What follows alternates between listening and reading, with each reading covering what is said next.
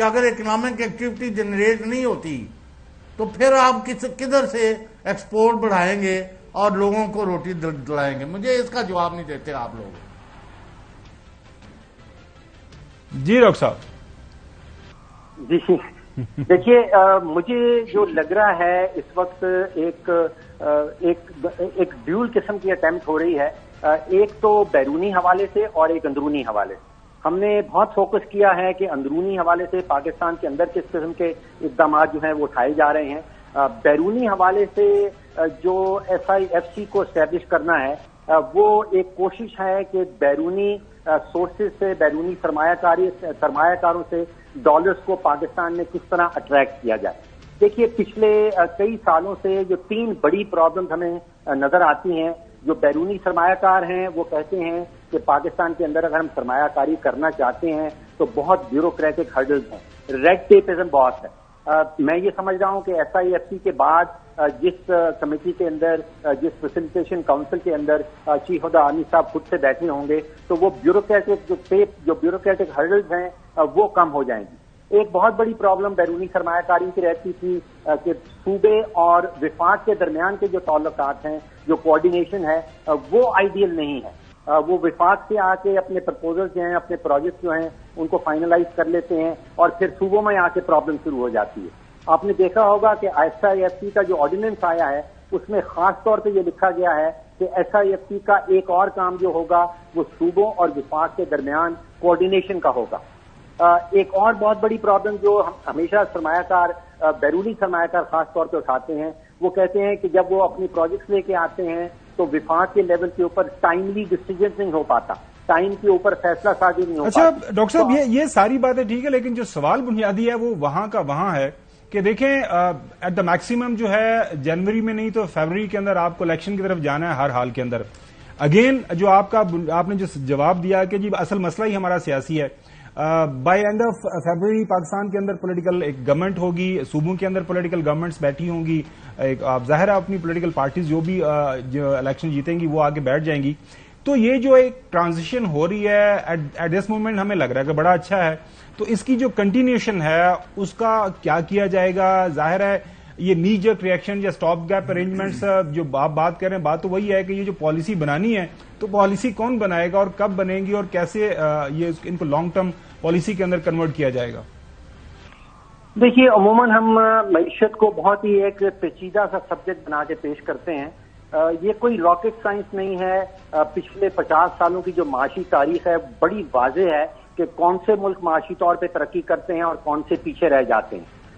South Korea دیکھ لیں، Taiwan, Vietnam, Malaysia, Indonesia, ان سب ممالک نے ایک کام تو یہ کیا کہ اپنی معاشی پالیسی جو ہے وہ سیاسی اثر رسوخ کو اس کے اوپر کم سے کم کر دیا اور سیاست اور معیشت کو اس میں تفریق ایک پیدا کر دی. دوسری چیز یہ ہے کہ پالیسی کا تسلسل، پالیسی کنٹینیوٹی.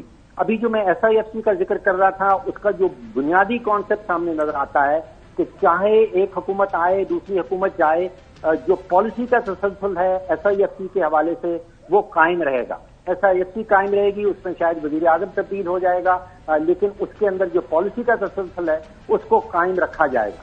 ایک بہت بڑا ایلیمنٹ جو اور ہے جو ہمیں نظر آتا ہے ان ممالک کے درمیان فرق جو ترقی کر پاتے ہیں اور جو ترقی نہیں کر پاتے، پولیٹیکل سرٹنٹی، سیاسی استحکام یا سیاسی عدم استحکام.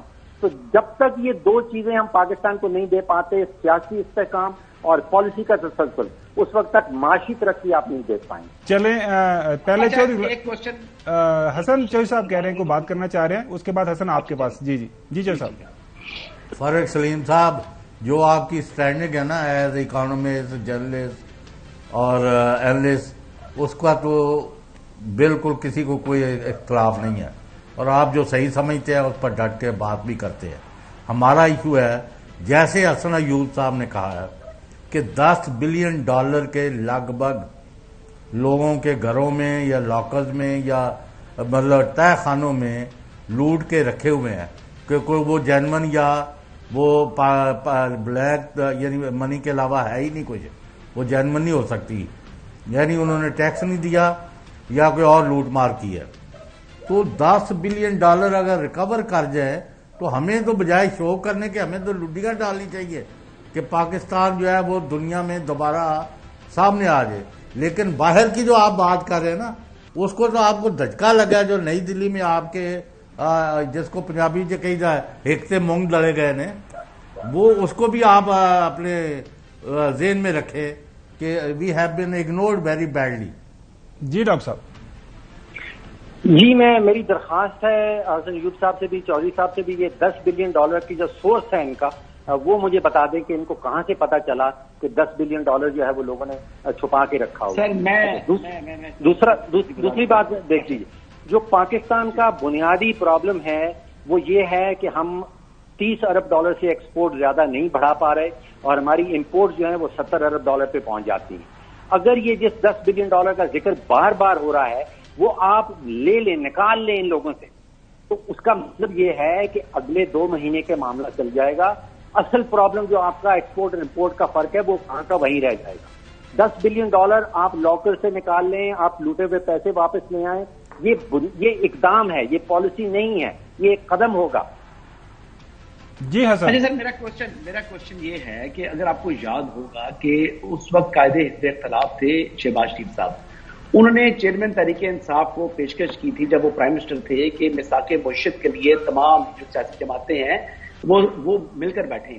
لیکن اس وقت حسن صاحب جو ان کا جواب دے دینا، انہوں نے انکار کر دیا. تو آپ یہ بتائیے گا کہ اگر اس ٹائم یہ بس مس نہ ہوتی تو کیا آج پاکستان کے حالات بہتر ہوتے؟ دیکھیے، آپ مجھ سے کیا سرائی کروا رہے ہیں کہ اگر یہ ہوتا تو وہ ہو جاتا، اگر یہ نہ ہوتا تو پھر کیا ہوتا.